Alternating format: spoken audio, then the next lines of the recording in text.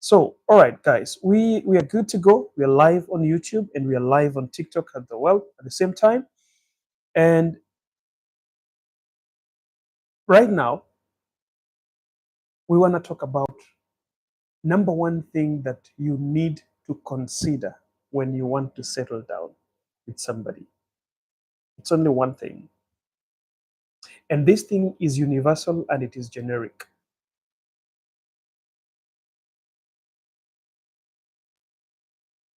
It is universal and it is generic. Pressy, I saw your comment. Kansime Rebecca, I saw your comment. You're watching from Uganda. Thank you. Pressy, you say your current boyfriend swears at your parents and you broke up with him. Yes, I don't think so that you can still be staying with a man that swears at your parents, even their own parents, or even themselves, or even you. If they swear, I don't think it is better to still stay with them. You will look so desperate if you're still staying with them. There is somebody called, what is the difference between teacher and students? I'm not talking about that Kabera deal. So sorry for that. We are not doing that at the moment. We are talking about a topic here. You can wait until we are done, then I can get into answering some of those kind of questions. So guys, what is this one thing that everybody needs to consider when they want to get married? Who do you marry? What kind of a woman do I marry, coach? What kind of a man do I marry, coach? There's only one thing. In our generation today, in the world we are living today, with the kind of the mindset we have today, there's only one thing that will give you the best woman to marry. There's only one thing that will give you the best man to marry. And that thing is you are getting or looking or finding for a woman or a man who can be with you at your lowest point of life. Nothing beats that woman. It doesn't matter how much curved a woman is. It doesn't matter how much wealthy a man is. But there's only one thing. There's one secret. And this secret is universal. It works for everybody. Because what doesn't work, what I won't sit here to teach you when you ask me, coach, how do I know this man is the right man for me? How do I know this woman is the right woman for me? I don't want to sit here and pretend that I'm teaching you, is to tell you that if that man loves you, he's the right man for you. If that woman respects you, he's the right man for you, or whatsoever, or the woman for you. I don't know what it means to respect you. I don't know what it sounds to love you. I don't know what you feel and what you take as love. That is what you define by yourself. But there's something that I can tell you as a coach, that in today's life, the only man or woman you want in your life today, if you are dating and you are thinking about settling down with a man or a woman, there's only one thing that you need to consider. Can that woman be with you at your lowest point of life? Can they stay when you are having the most difficult time of your lives? And I'm not talking about most difficult time because something is happening to you, but still what they want from you, they can get it. You know, sometimes um, you can have difficult times. For example, you lose your parents, right? But you're still a rich person. You're wealthy. You've lost your parents. So your girlfriend is coming, consoling you, and being there for you, coming to your home, checking on you, going through, taking you through that process of mourning, and they are there with you. I'm not talking about that. I'm talking about direct impact on your life. For example, if you're a man, you want to be with this woman who can be with you during your times when you have lost your job and you cannot bring any coin at home.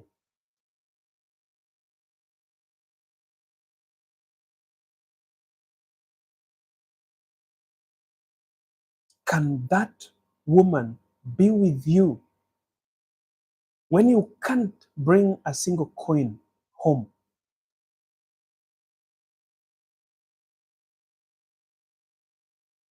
my sister, your lowest moment that you want to ask yourself is, what if you can't bear a child? What if you cannot bear a child? If you cannot give birth to that man, who is he going to turn into? What is he going to be? Think about the situation. Think about your boyfriend now. You know, things are so good. You're beautiful. You've got curves, right? What if you get married to him and you cannot have children? How is he going to be? Like, I'm not even saying that he's going to divorce you, but are you going to have a peaceful life with him? My sister, right now, you're having a very beautiful kind of a relationship because you visit your boyfriend on weekends or you guys meet on weekends in restaurants and you eat. You've never gone to his home and cooked some food for him. So he doesn't know whether you know how to cook or not. But you yourself, you know you can't cook. If you get married to your current boyfriend who takes you to restaurant and you're eating together and you're enjoying meals together, is your situation going to remain the same? The number one thing you want to consider when you are getting married today, in today's generation, you need to ask yourself simple question. Will this woman stay with me? And I'm speaking today mostly with the men. And I'm advising women how to know this is the man I want. I'm speaking to the men because we are the providers. It is easier for a woman to stay with you, my brother. As long as you spoil her with money and you pay everything, they don't always care. You know, most women will stay in a home with everything, but they're not getting what they really wanted.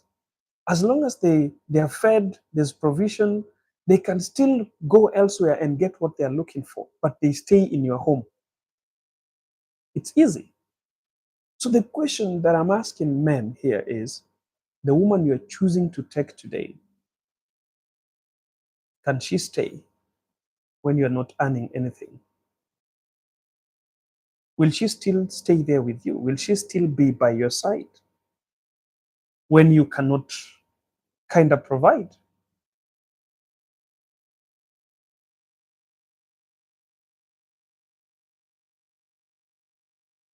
You know, guys, the biggest threat that you are getting today with relationships is we are looking for things that have been made, things that are ready, things that are going to give us what we are looking for, things that will make us comfortable.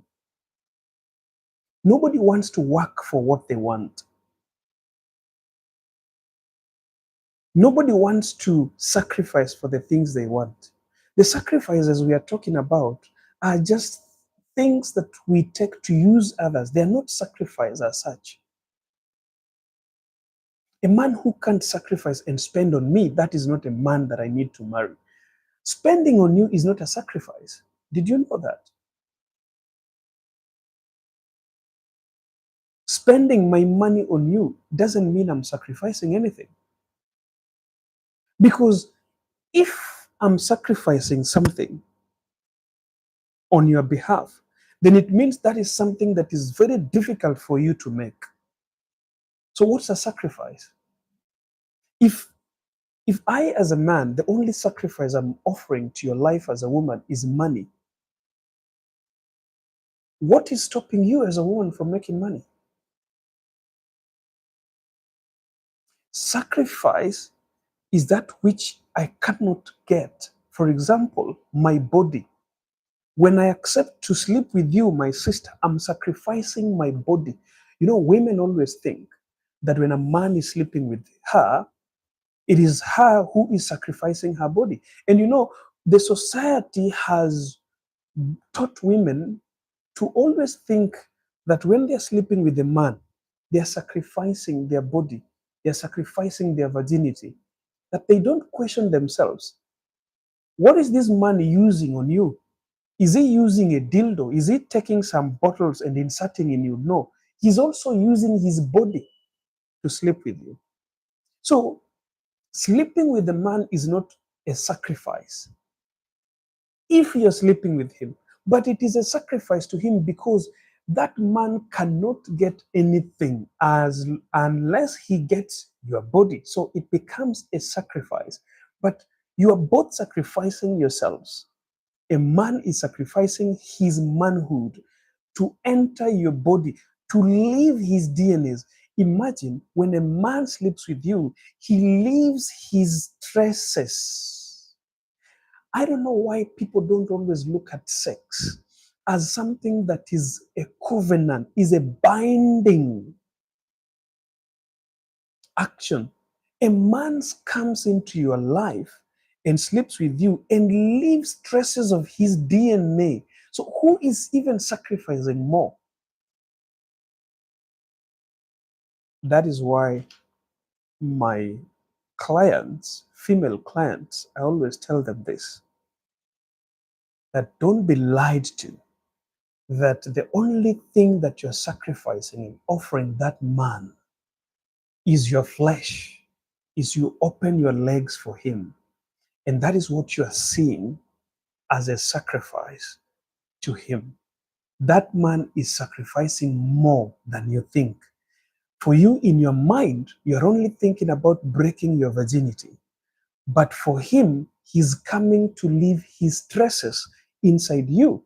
And if anything happens and a baby is born and a baby is conceived in your body, that man's DNA starts to live inside you.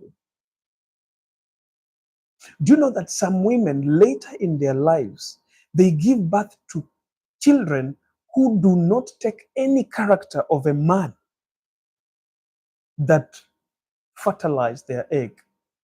You give birth to a baby who doesn't look like you and doesn't look like his father or their father, but they look like somebody you have met somewhere sometimes back in your life.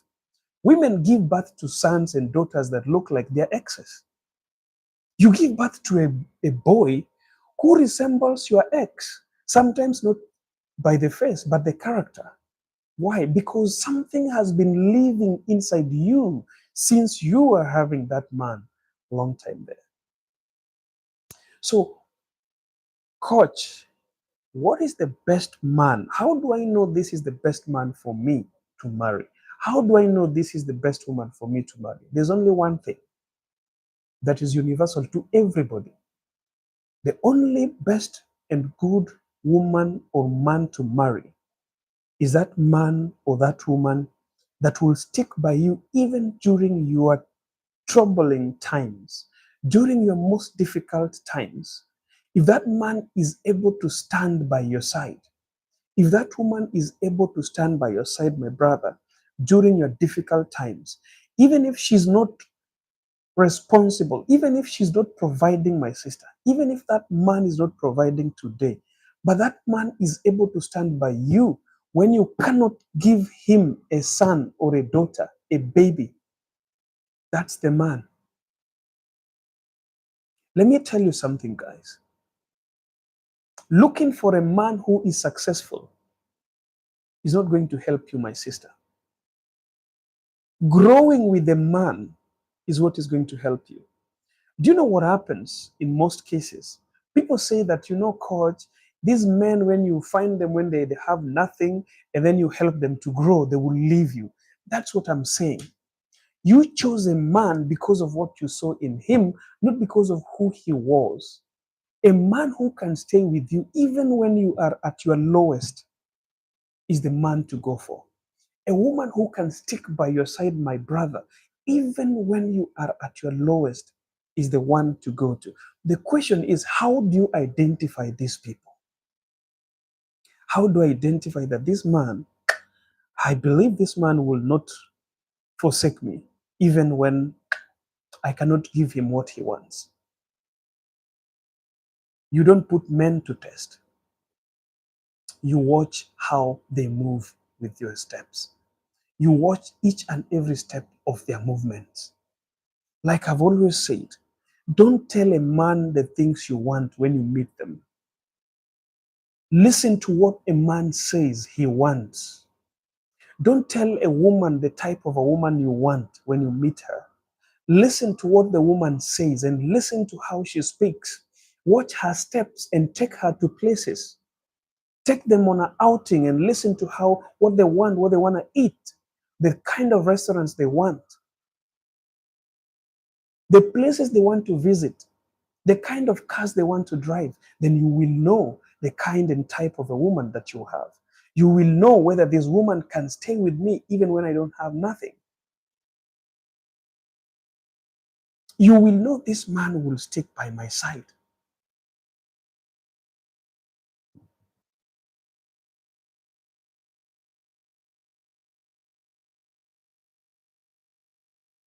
You know, there's a time I told a lady I was dating that, you know, for me, I don't want to have kids. I just want to stay, I don't want kids. You know, kids is a burden, you'll be again required to do a lot of things. So I just don't want kids. She looked at me and she said, I don't think you are the man I want. And I told her, yeah, you are right. We didn't break up at that moment. We kept on dating. But there is something I was taking from her. Because you see, when a man tells you, I don't want kids, I don't feel like I want kids, the responsibilities about kids and blah, blah, blah is something else. You know, you as a woman, if you are wise, you don't want to jump into saying, no, I don't want that. I must have kids. Because you know, having children is something that comes from, let's say, God or luck. You never know. Even you as a woman, perhaps you don't know whether you're going to have kids or not. So, wisdom is in how you analyze words that people tell you. Wisdom is not being knowledgeable, having education and purpose. It's how you analyze what people tell you. So when a man, it's the man owning up and telling you, it's not you, the woman, it is the man. And you know why I was telling this woman that? I wasn't telling her because I don't want kids, but I was telling her to see where her wisdom starts and ends. So how do I know where your wisdom comes? A wise woman will tell this man that why? Responsibilities is nothing. We can work together and make sure that our kids grow. Why are you afraid of responsibilities? Why are you afraid of that? You you know the only reason you have is because you don't want responsibilities of children. Yeah, so why? What kind of responsibilities are these you're talking about? That is a woman who is wise. That's a woman who is wise. She doesn't jump into, no, I don't want that kind of a man. No, for me, I want kids. Because you can tell that man today, no, I want kids. I don't want a man who doesn't want kids. Then that man says, it's okay. It's okay then. If you want kids, no problem. Then you get married. And in your marriage, you can't get children. You are now finding, the man is now finding a reason to kick you out. The man is now finding a reason to tell you that, hey, you see, you can't give me children. I want children. You see, ladies and gentlemen, some of us are lucky because you are dating a dunderhead. I remember there's a lady the other day who called Sue, who said, what if you married a bongo lala? I'm telling you, most of us are in relationships with people without brains. Aswito, thank you for joining the club. Most of us are with men and women who cannot challenge us. Men and women that can stay with you in a phone call for 2 hours and speak nothing challenging, nothing that you have to think about before you answer them. You talk about love, I love you too, baby. I can't wait to see you. I can't imagine how much I'm going to get inside you. I can't imagine how much all the things you talk about are things that are not challenging. You can never know who that person is unless they have something that is challenging. You just want to ask this woman something that is gonna make her, get wild and see where her wildness will reach.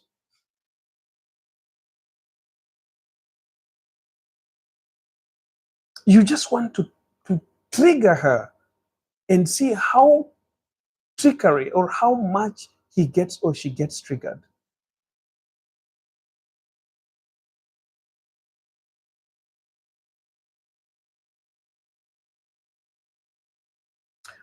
My friend, how much can that person be with you in your tribulations? I love what somebody is saying in the comment section. Somebody called Medina is saying, I'm in love with a broke man. I have a house we can live in, but I'm afraid of criticism. So this is where the problem starts.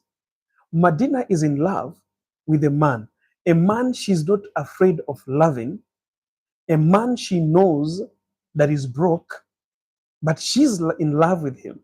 But the only problem Medina is now having is the criticism from outside there. I can tell Medina that the only person who is in danger in your relationship is not you, but the man.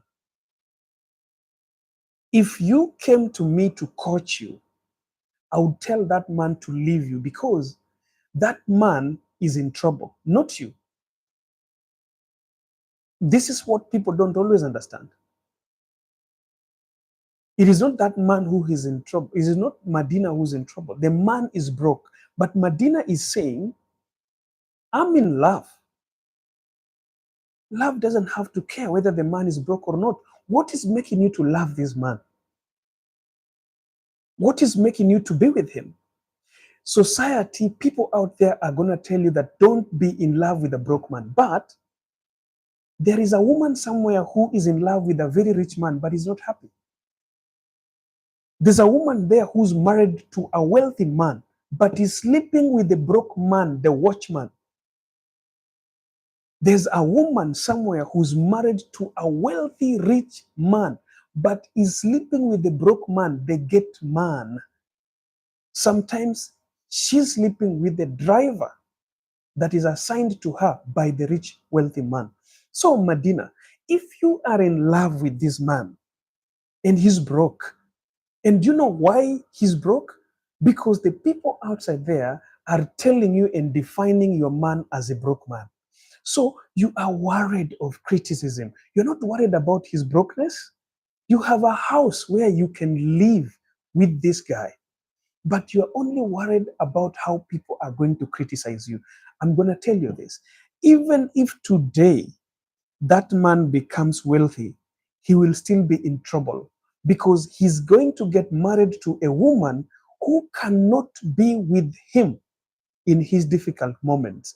And not because of his difficult moments, because she's afraid of what people will say at your difficult moments. So let me define for you people like Medina. Let me define for you how it is difficult and it is not wise to marry somebody like Medina unless Medina goes, finds teaching and makes, develops, and builds herself to understand what marriage is all about. People like Medina, even if Medina today will get a man who is not broke, Medina, your husband will still be in trouble because you're not going to marry your husband. You are going to get married to him because you will not be criticized. You're not going to marry John because you want John. You're going to marry John because John will make the community to respect you. You are not marrying John. You are marrying John's wealth.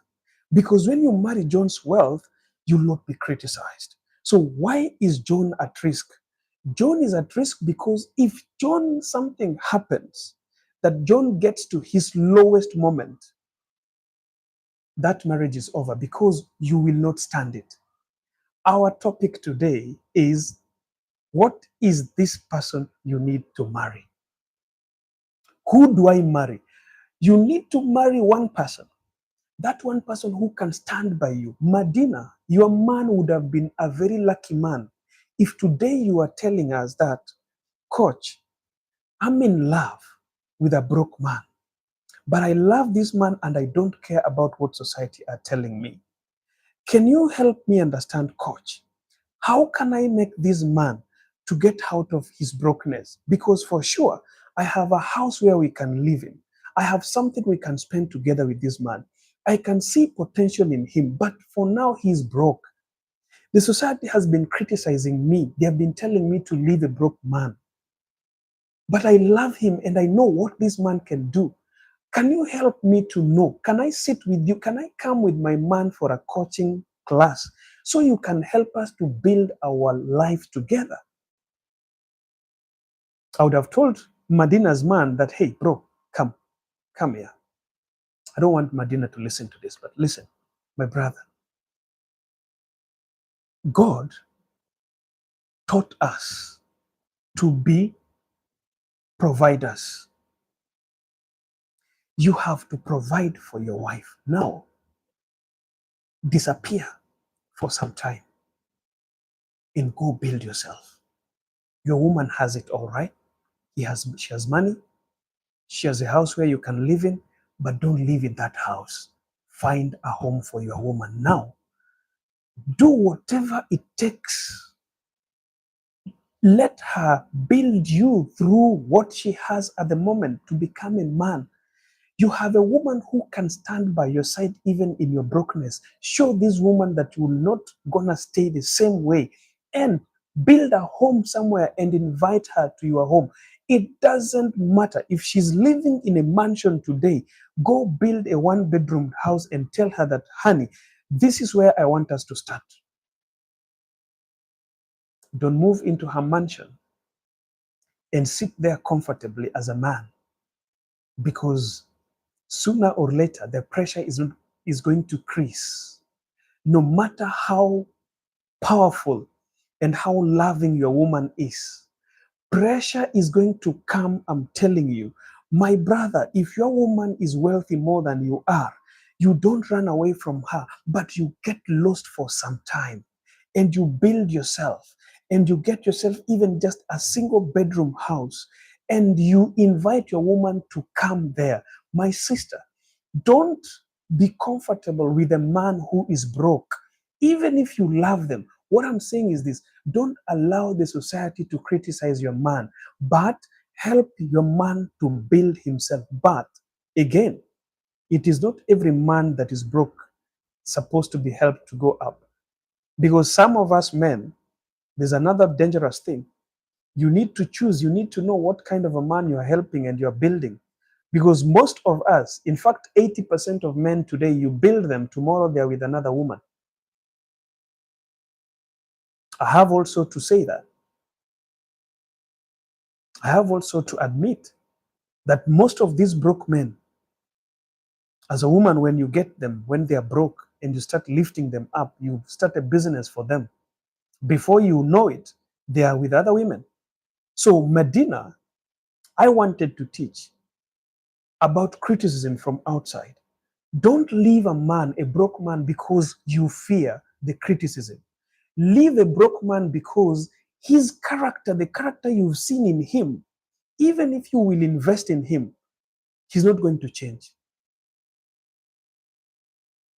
Leave a broke man because, coach, this guy is broke, I'm telling you. I've tried, my dear brother. I have tried.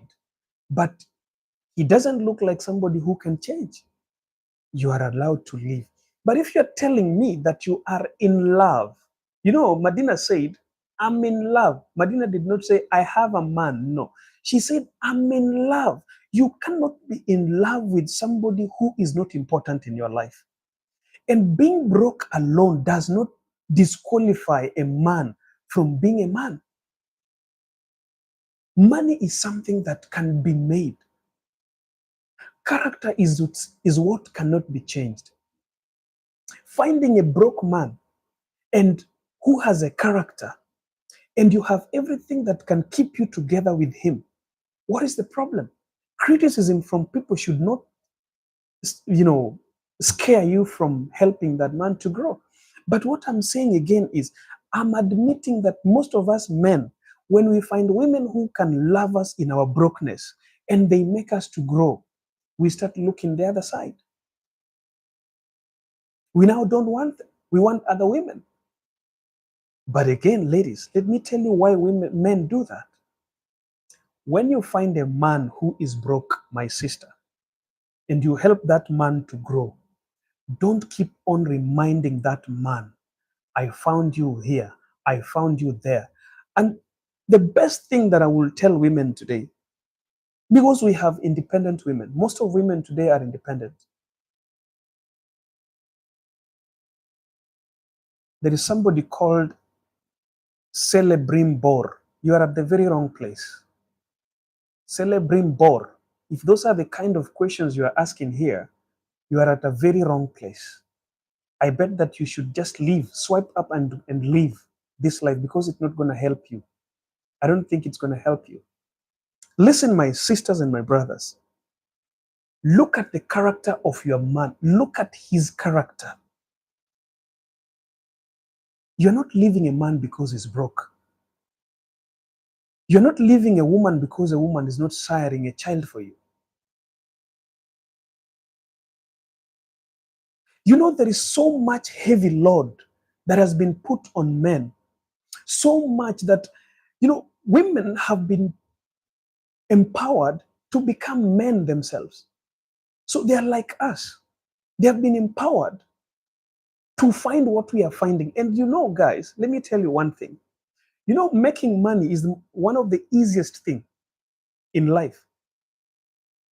But do you know what makes somebody broke? Is lack of money. So, you know, a man and a woman can work and make money. It's so easy. You just need a job and then you make money.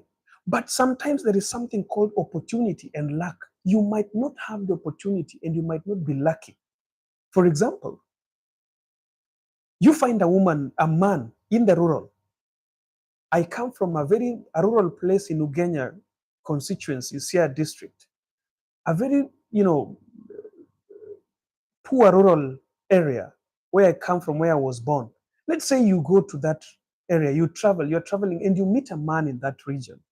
The man doesn't have a job. There's no opportunities. He's just like doing jengos, you know. Um,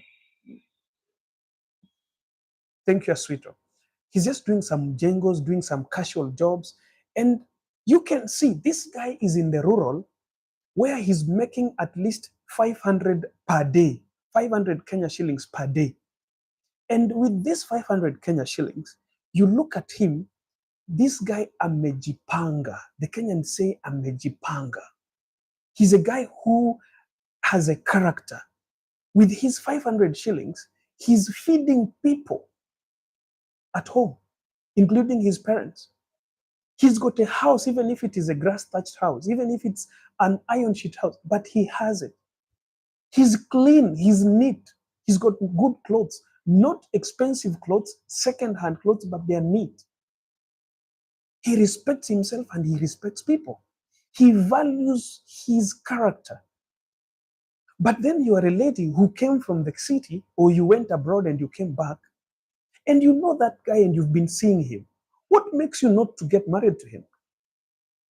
What is scaring you coming here to tell me that, hey, coach, you know, I'm in love with this guy, but he's broke. He doesn't have money. Like, you know, this guy is from the rural, you know, this guy doesn't have money.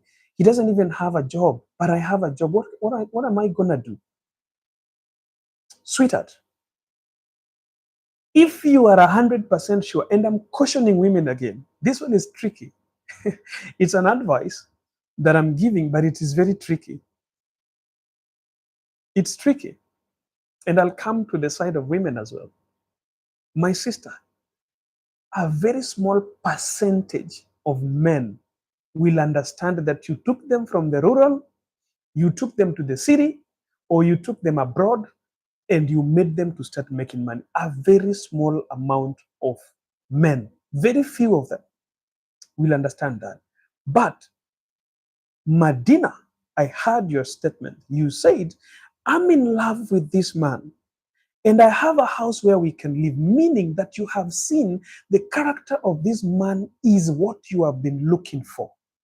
Why are you scared? Scared of what people are saying? Who are people? Who's going to live with your husband? People? You think people will stop talking even if your husband had everything? You know, if you're getting scared because people are criticizing your marriage, if you're getting scared because people are going to say that, oh, you know, I found this man from the village, oh, why did you take a man from the village? If you have opened your ear, if you have opened your ear when you want to get married, that you're listening to people to tell you that, hey, that, oh, don't take this man because, listen, I said here, I said it here, that I'm talking about what kind of a man or a woman you need to marry. But I'm not talking about marry a man who has a job, marry a man who is wealthy, marry a man who can do this. No, I said only one thing. All my classes and teachings, there is only one character in a man and in a woman that I always tell every client, all because it works for everybody. There's only one character. Can that man stick around you during your lowest moments? That one thing. Can that woman stick by your side, my brother, during your lowest moments? Let me ask you something, my brother. Right now, you are digging her deeper, deeper. You're going deeper where no one has ever gone. And she's very happy to be with you because you're the one who's making love to her the best way that no one has ever made. So she loves you and she's with you because you're making love the best way for her. If today, God forbid, you get an accident and you lose your lower muscles, so Mr. John has always been this, but now Mr. John is this. So Mr. John cannot get up 90% or 100%. Mr. John is getting hard only 60 or 50%. Will she still be there for you or will she be looking for someone else to give her? Mr. John.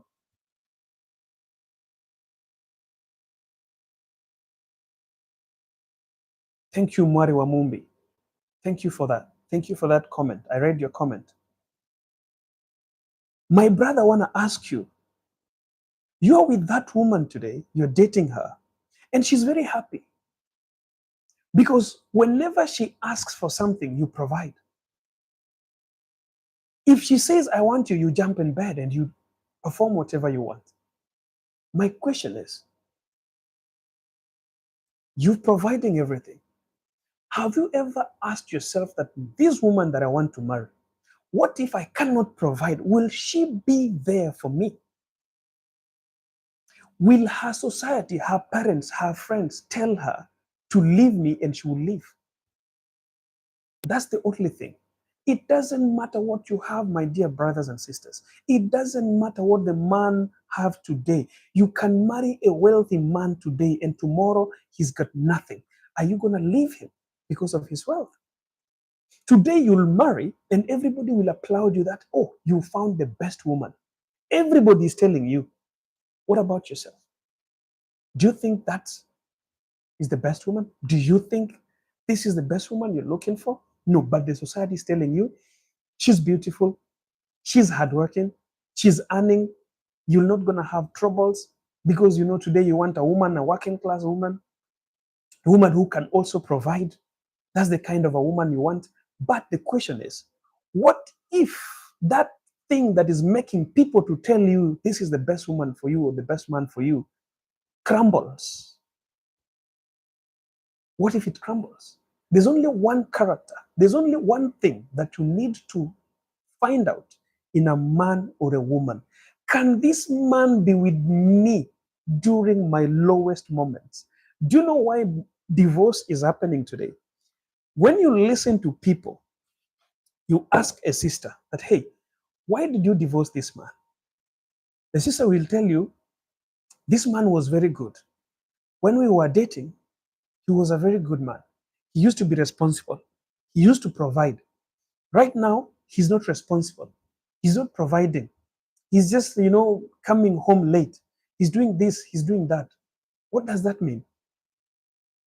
We are choosing people because of what people can do. We are not looking at what can this man not do.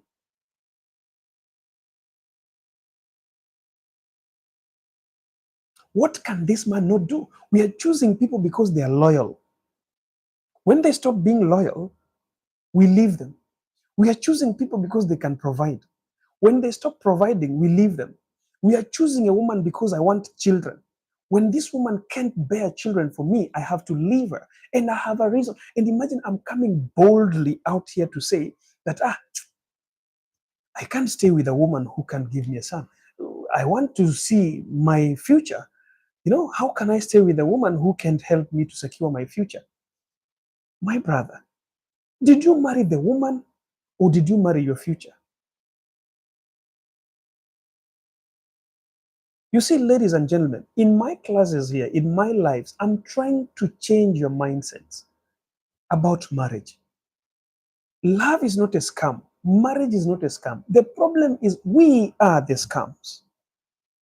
The way we are approaching marriages, the way we are approaching love, we are approaching love with expectations of positive things without considering, can I still be with this person even if my expected positive things are not there?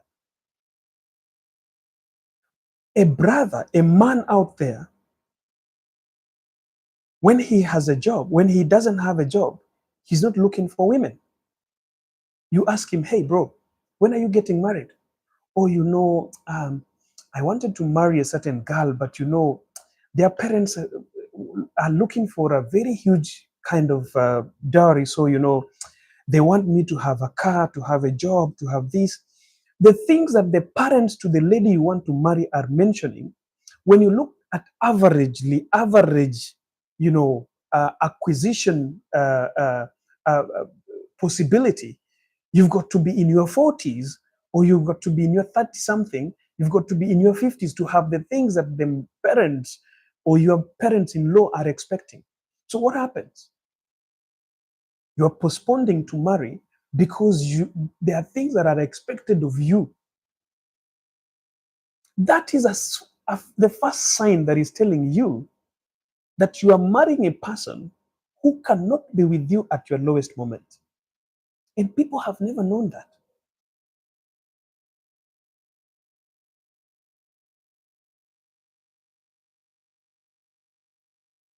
You know, somebody is saying that juzi mtu aliniambia eti ameachana na mambo ya wanawake watamzuia kuachieve his goals in life. That's somebody who's just running away from responsibilities. There's one thing that I told men. One thing that will make a man to achieve his goals is a woman.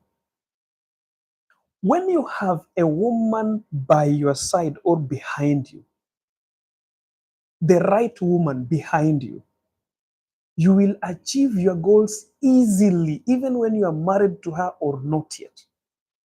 A woman doesn't stop somebody from achieving goals. I've heard so many people say that if you want to grow, forget about women and alcohol.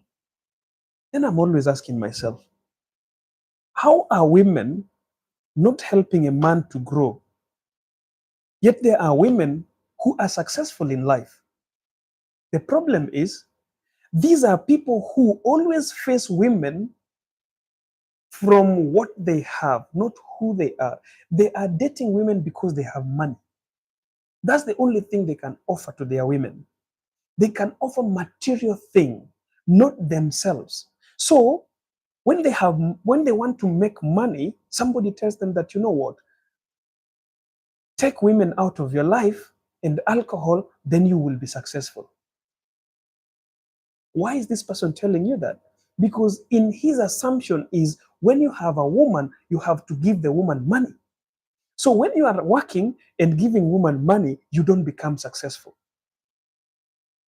But they don't realize that there is no success until a woman comes. And that's why when God created Adam, and Adam was very successful because Adam had everything, God came and looked at Adam and he said, this man is not going to succeed unless I create what? A woman. So the wisdom here that people don't always understand is that Adam forgot that the woman came to help him to succeed. The woman did not come into in his life to lead him to success, to help him. When Adam forgot that, Adam allowed the woman to lead him to success. Then the woman went and spoke to serpent, and the woman came back to Adam and started leading Adam into success. And the woman told Adam that, you see, if we eat this, that is leadership. That's not a helper. That's now a leader. The woman became a leader in Adam's life. Instead of being a helper, Adam forgot. Those are the people who tell you that, hey, if you want to succeed, remove women from your life because they're still thinking like Adam. Allow the woman to lead you, not allow the woman to help you. When you have the best woman, my brother, let me tell you something. Imagine you are from work, you have quarreled with your manager, you have a lot of things in your head, and you are going back home, and you don't have a girlfriend. Who is going to console you? Women are soothers. Adam was tired. He was exhausted. And then God looked at him and said, I need to create something, someone for him to help him to succeed.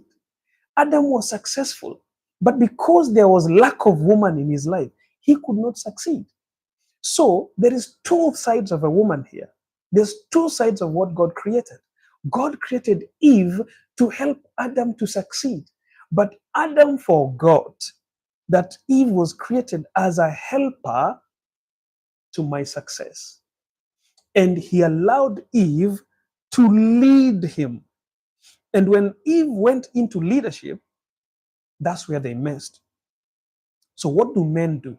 Men find good women, and instead of seeing these women as helpers, they see these women as part of them, as part of their leadership. So the little success they have in terms of money, they cannot show themselves as successful people, but they show themselves as people who have money. So you start giving money to your woman, and that's how you make your woman now to lead you. Honey, my hair. Honey, my fair. Honey, my this. Honey, my that. Before you know it, your success is gone. Now men start telling you that if you want to succeed, put women out of your life and put alcohol out of your life. Then you will succeed. You will never succeed, my brother. You only succeed with a woman in your life.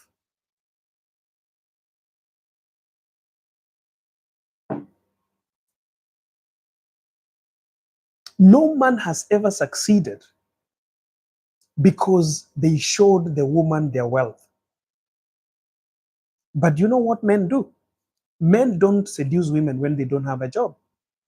A man would rather go and hire a car to drive past a woman to win that woman, instead of just walking barefoot on those slippers and face this woman the way he is and tell this woman that, hey, I'm in love with you.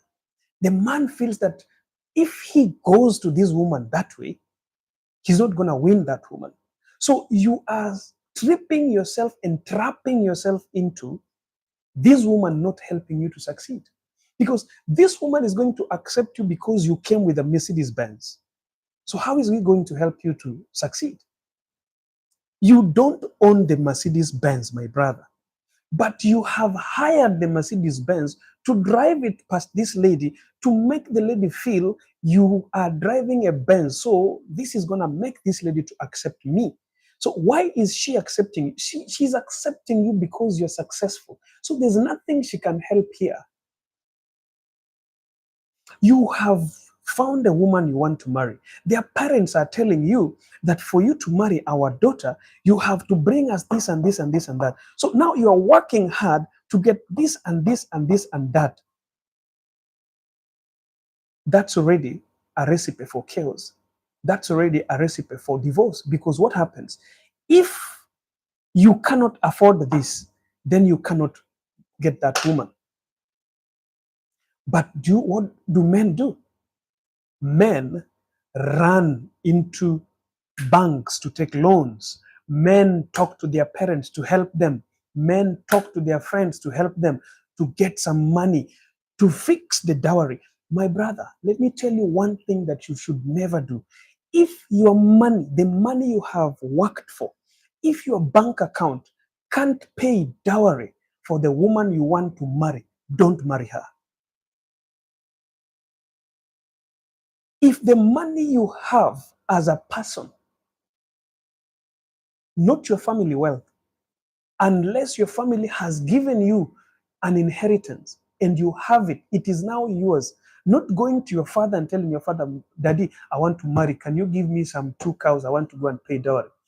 If you cannot buy those cows by yourself, my brother, don't marry her. Go find your match. That's why I'm saying, marry a woman, marry a man who can be with you again and stick around you at your lowest moment. So if you are starting your marriage with somebody who cannot be with you at your lowest moment, their parents are telling you, you can't marry our daughter unless you pay this. And you are looking at yourself and you know you can't pay that. Now you are going to take loan. You are going to your friends to contribute to you to marry her. Ah, ah. And you are asking me, coach, why are marriages not working? Why are people divorcing today? How many people today are paying dowry from their pockets? How many men today are marrying women, are planning their weddings with their pocket? Today, you see weddings every weekend. There are weddings. But behind those weddings are some WhatsApp groups for contribution towards the wedding. Today, you see colorful dowry where millions are thrown. And when you ask these people, how did this man manage to give millions as part of dowry? You realize that these millions was not his money. It was money contributed by his friends. The question is, if you have paid 1 million or millions to this girl's parents, what do you think you have painted in their mind? Will you be able to keep on offering these millions to them, to the parents, as the marriage continues? Will you still be in a position to splash this money to their parents? Will you still be able? Will you maintain your house on these millions? My sisters, I'm telling you this. Rescue your marriage before you get married. Sit down with your man and ask him, hey, honey, what is your budget for my dowry? Ask your man. I hear women always telling men that, we jipange tu, you just sort out yourself and go and pay dowry. You are setting up your man. You are setting up your man and you're putting your marriage on the line of demise.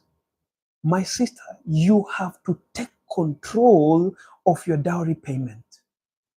You must sit down with your man and ask him, honey, what is your budget for the dowry? Because I know my parents, what they expect is something like this. But now I want to know what is your budget so that I can go sit down with my parents. My sister, do not let your husband be put on a debate for the dowry payment. Do not allow your husband, I'm telling you guys, do you know, ladies and gentlemen, The way things used to happen before in the past, things have changed. Change your mindset.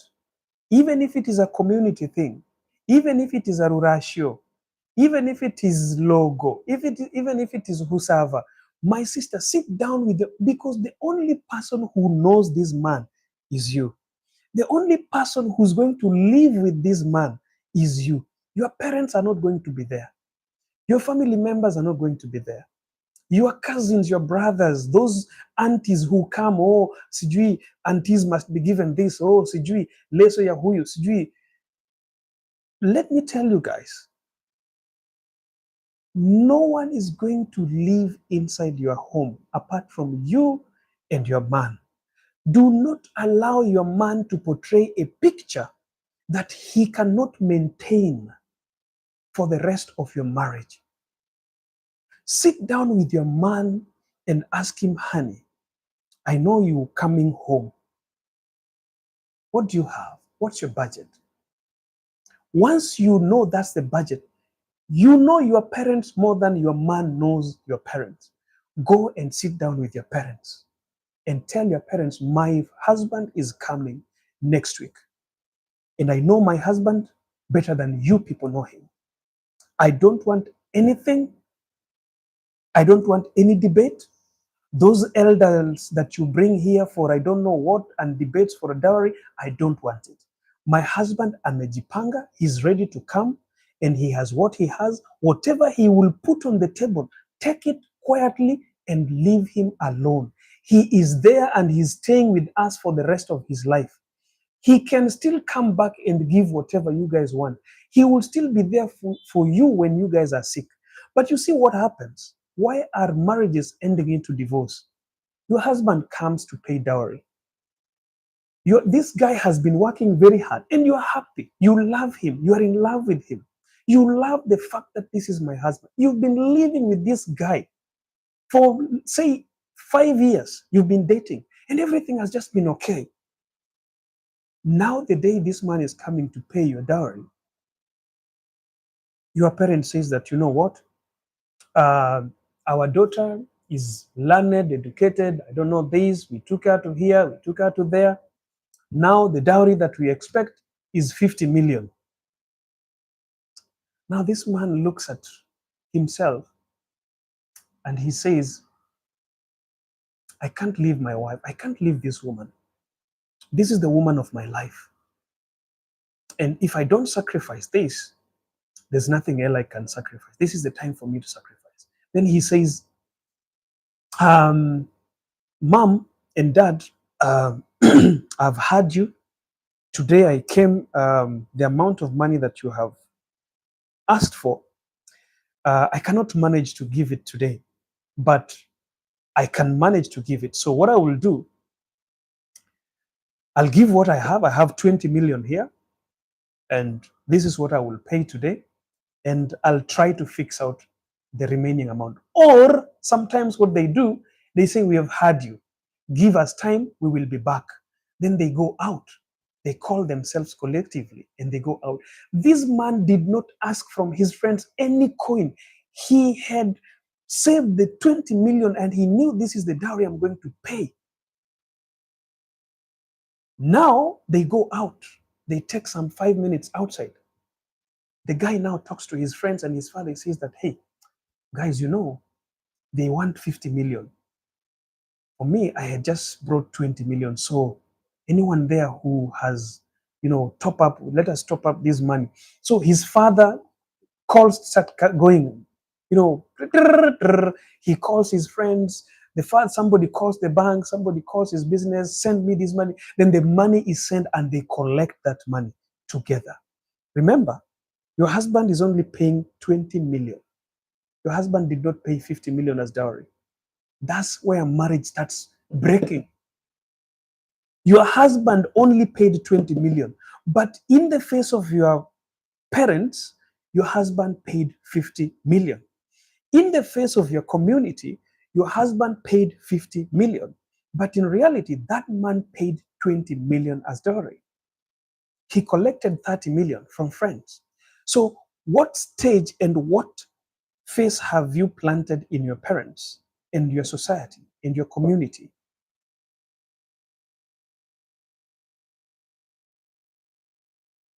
I'm married to a rich man. My daughter is married to a very rich man. The 20 million that your husband has saved, that was his life savings. And he wanted to sacrifice. He wanted to make the woman of his life happy. But with the 20 million that he had been saving, his life saving of 20 million was not enough to satisfy your parents, not you. In fact, that 20 million to you was enough, but your parents needed more. So he is not sacrificing to the wife he's marrying, he's sacrificing to the parents. So he make your parents happy paying 50 million. Now your parents are happy, they're smiling, they say, oh, that's our son-in-law. This is the kind of a son-in-law we want. So your parents are happy. So you guys get married, you go back home. Remember, you're starting your marriage 30 millions in debt. Your marriage is starting 30 million in debt. You're not starting at zero. You know, he wanted to give all his life savings, which was 20 million. And he knew that we are going to start our marriage at zero. And I know that as a man, I saved 20 million, my life savings, and I know how to work and get this 20 million again. But now, because your parents wanted 50 million, your marriage is not starting at zero, it's starting at negative 30 million. Because this guy needs to work fast to pay the 30 million he borrowed to pay your dowry. How many years it will take him? If his life savings was 20 million and he's 30, and he paid dowry at 30, 50 million, now he borrowed 30 million. His life saving was 20 million, remember. How many years it will take him to pay the 30 million? 30 years he saved 20 million. So another 30 years he will be saving 20 million to pay the debts he took. How will you be happy in your marriage, my sister? How will you get the happiness? Do you want to tell me that in this 20 or 30 years he will be paying the 30 million? Your parents will not want help from him? Your parents will be telling you, hey, can you tell your brother, your husband, your brother has been sent home. Your brother is home. He's not going to school. Can you speak to your husband to pay his school fees? Why are your parents saying that? He paid 250 million as dowry. So he painted a picture. Your parents didn't know that your marriage is starting at negative 30, and they don't care about that. You are happy, you have painted a picture to the society. My man came and paid 50 million as dowry. You are the story of the village. In our village, nobody has ever paid a dowry of more than 10 million. But my husband paid 50 million. You're starting your marriage at negative 30 million. His life savings was 20 million. And he was dedicating. He wanted to sacrifice that. Ladies, if a man is only going to pay 10,000 as dowry, and that is his life savings, that man loves you. But if a man's life savings is 10,000 and he's coming to pay dowry of 50,000 and 40,000 he borrowed from the bank, he took a loan. 40,000 is friend's contribution. That man doesn't love you. And that's a recipe for divorce. And that is what is causing divorce today in homes. People are not divorcing because men can't provide. People are divorcing because when people are getting married, there is a bar that is set, a bar that cannot be reached.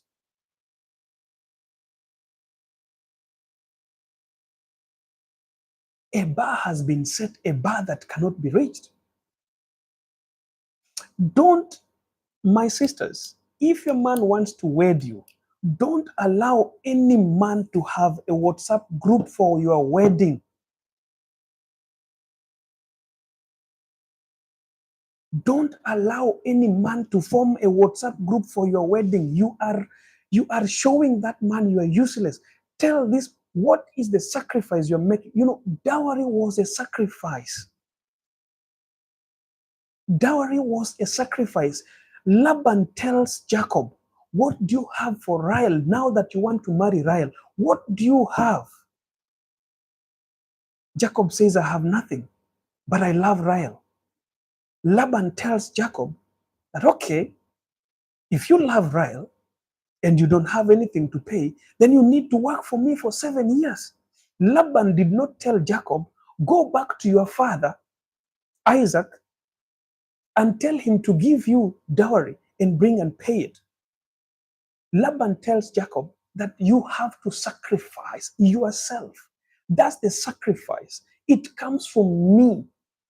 If my life savings is 10,000, my sister, if I pay dowry of 10,000, that is the man who loves you. A man who goes to bank to take a loan to pay your dowry, you will divorce you will divorce, I'm telling you. You will not survive. That marriage is not going to survive. It will never, no matter what you will do.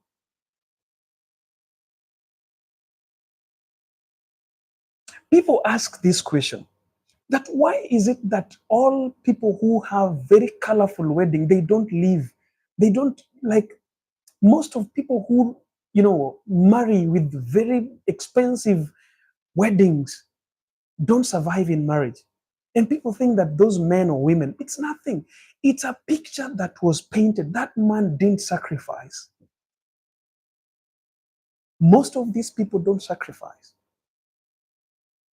They don't feel the weight. Nobody trashes money on us one day, on a single day, just for a wedding. Nobody throws money.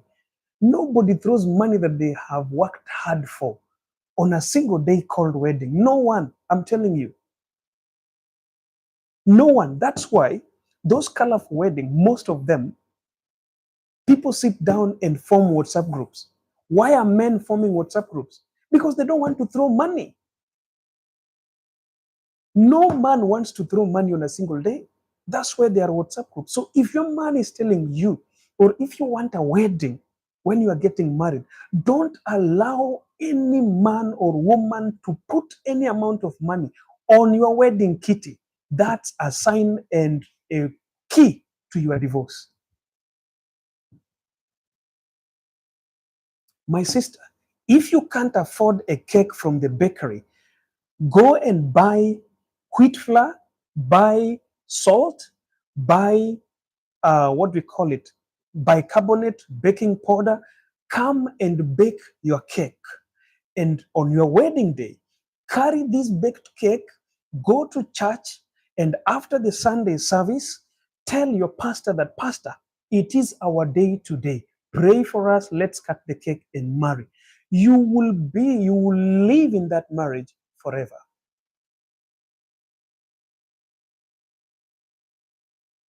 But when people are telling you that, as a man, to show that you love this woman, all you need to do, we are here for you, we are contributing. I'm not saying that friends contributing for you when you are marrying is a bad thing. What I'm saying is, if you are budgeting your dowry, your wedding, with the amount that the friends are contributing towards this wedding, you are going to hell. And the hell I'm talking about here is divorce. In fact, for me, what I'm always saying is this. If you have good friends, rich friends who can contribute during your marriage, what you need to do is every coin that has been contributed by your friends, put it in a bank. If you have friends that can contribute for your wedding, that contribute for your marriage or dowry payment, my brother, pay your dowry with your own money. Never ask anyone to give you money to pay dowry.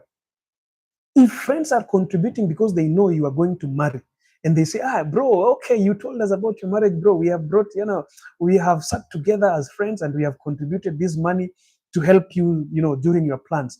Don't use that money to plan for your wedding. Take that money, put it in a certain account, start your marriage on that amount.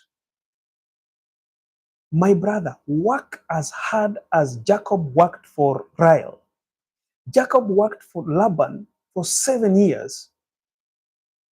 He was given Leah. But Jacob said, no, I wanted Rachel. Laban told him, you will again have to work for another 7 years. He went again to the field and worked for 7 years, and he got Rachel. Jacob did not go anywhere asking his friends, hey, I want to marry Rachel. Can you guys help me to contribute? But today, dowry is bargained by parents. Parents have done marriage as a business. If my mother-in-law or my father-in-law doesn't relate, see, who is a husband to the parents-in-law? This is a son that you never gave birth to. This is a son that you did not give birth to. Who is a daughter-in-law to the parents of the man? This is the daughter you did not give birth to. So why are you putting some kind of, I really don't know. For me, until today, I still pay my dowry. I have never finished paying dowry because I don't know what dowry is. I don't sit somewhere and I didn't even tell my in-laws that this is my dowry payment. No, I don't have that definition of dowry. Whenever I think like, oh, mom has been there, I need to do something to mom. Honey, can we go visit mom? We go visiting mom. And when you go visiting mom, you pamper mom, you take her wherever she wants. That's still dowry. But people want a single day. Parents want one single day. You are forcing a man to pay some amount of money on a single day. Then this man is buying your daughter. They are buying your daughters. Once they have paid that dowry, they bought your daughters. Now your daughter is in their home. What will that woman say? Whenever your daughter thinks about opening her mouth and she thinks about 50 million, I can't even talk to him. How will I even tell him that I want this? When you try to tell your man that, you know what, I want this, your man tells you that, hey, I'm still paying the debts that I collected for your dowry. The man starts reminding you, if it were not your parents, now my business will be this. If it were not for your parents, now I don't know why people don't always see these things. I don't know why it is always very difficult for people to realize this. I don't know why women have never known this secret. I don't know why you people don't always realize that this is what is causing divorce. My brother, marry a woman who will be with you at your lowest moment. The lowest moment of your life. A woman who goes to their parents and tells their parents that, hey, this is my man. This is my man, not your man. What he's going to give to you, that's what you're going to take as dowry. That's the woman you want to marry, my brother. And I'm not telling my brothers to lower their standards. No, look at your woman, look at her and ask yourself, what does this woman deserve? You look at her and ask yourself, what does this woman deserve? And when you are going to pay dowry, pay a dowry that she deserves. Pay what you think she deserves. You've been dating this woman. You didn't just meet her yesterday. You have been dating her. You know her class. You know what she deserves. You've been treating her. You know what kind of treatment she needs. So why would you go sit down somewhere? Somebody start to bargain. Sometimes, let me caution parents here. Sometimes, you could be thinking that you are bargaining dowry to this guy. There are men who sometimes, they save amount of money. They even hide. They hide their wealth. So their wives, their girlfriends, or their fiancés don't know how much this guy is worth. So their fiancé is always just thinking like, oh, this guy is something, like this, like that. The parents also sees you and they say, this guy, he drives a motorbike. He can give us this kind of amount of money. But this guy has been hiding his wealth. He's hiding to surprise his woman on the dowry day. So he saved something like 50 million he wants to pay as dowry. Now with your parents with long mouth and your uncles and aunties with long mouth that, hey, bring your husband here, we need to, bargain the dowry. So they start mentioning, counting that, we took this lady to school, we've been feeding this lady, blah, blah, blah, blah, blah, blah. So what we want here is 10 million. So they think 10 million is too much because that guy might not even, might need to go take loan to pay this. But that guy has been hiding. That guy has been seeing this woman and saying that this woman deserves 50 million as dowry. But your parents with their long mouths, we need 10 million. If he's a man who does not keep to his word, he will say, okay, give us a minute. They will go out. He will count that 50 million, reduce it, make it 15 million and come. You wanted only 10. I've given 15 million. So the parents are just like, wow, 15, we wanted just 10. He's given us 15 million. That man has saved 35 million that he wanted to pay as dowry. What am I trying to say? My sisters and my brothers, the man that you want to marry is that man that will be with you at your lowest moment. A man who will accept you the way you are, my sister. If you cannot have a child, he will still be the same man. If you cannot bring anything to the table, he chose you and he accepted you, he will still be the same man. He will not listen to his mother, to his parents, to his friends, to advise him on what kind of a woman you are. Today we are marrying women, and after marriage, your mother, the mother-in-law, calls the son and start questioning, oh, blah, blah, blah, blah. My wife, nobody tells me about her character. I am the one who tells my family about her. I don't permit, and my family knows that. Even when I was dating, before I got married, you don't tell me what you're seeing in my woman. I tell you what I'm seeing in her. Because my woman can pretend. I can take my wife home and she pretends to be the best woman, but at home, she's chaos. My woman can go home, I can take my woman home, and maybe she's not in her good self. They ask her to cook and she cooks bad food. So my family cannot define my wife on a single day of cooking bad food. But if I'm this idiot who listens to what my family say, and I tell my wife that, hey, we are going to visit my family, and then they tell her, sometimes, sweethearts, you go to your in-laws, you are not that confident. You're not that confident. They're asking you to cook. You're cooking food for more than 10 people. So because you are new, you are just a guest, you're a visitor here, but they're already telling you to cook. So you went there, and there's something in my community called ugali. It's not easy to cook. Then they are testing you with ugali ya muhogo. Ugali made from tapioca flour or cassava flour. It's not easy to cook. And you are expected to cook it for 10 people. So you start cooking, you bring ugali on the table.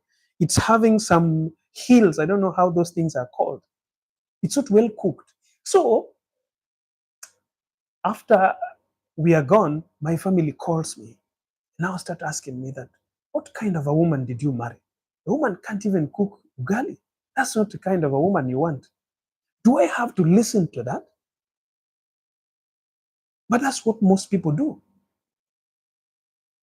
That's what most people do. So my family, even when I took my wife home, and the good thing is, I'm a disciplinarian.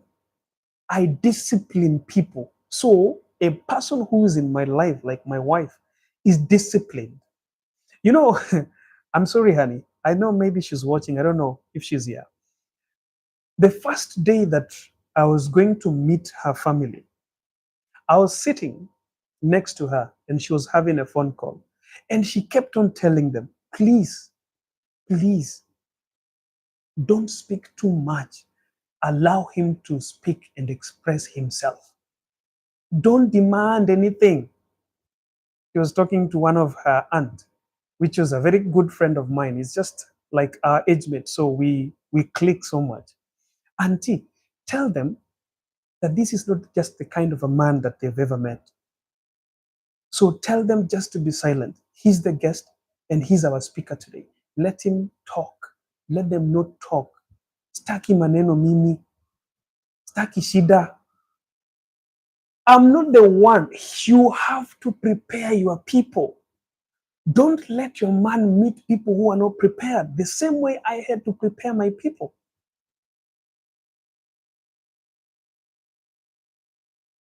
My parents,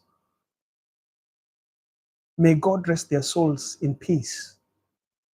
My mom and my dad never questioned the type of a woman my elder brothers used to date. I was still young, I was just 14. My mom always, I used to hear her asking my elder brother, that, are you okay with her? Are you happy with her? And my brother used to say, yeah, I'm happy. Oh, that's good. My mom never allowed my elder brother's girlfriend, or fiancé I can call, to cook in her house. I came to know later the reason why she never allowed them to cook. Because we pressurize people. This man, your son married a wife for him, not for you. So why do you want to test your son's wife? Why?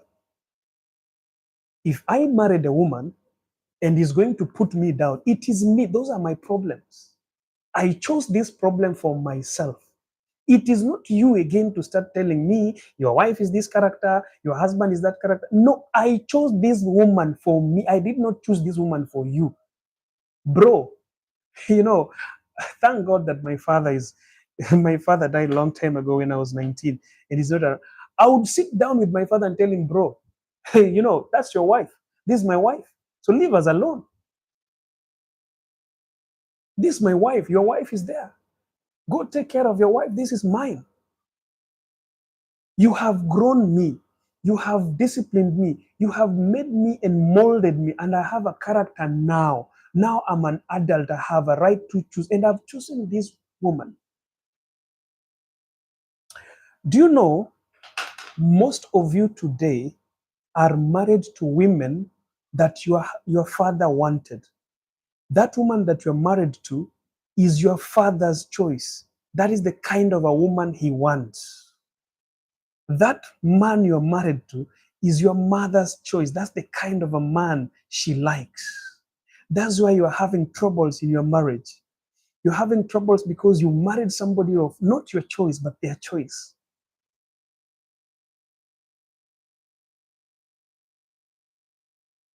Come here, cook for us ugali. Come here, do this. Come here, do that. At the end of the day, your marriage flops. And they start laughing at you. The villagers who used to, force you in choosing a woman or a man now start laughing at you.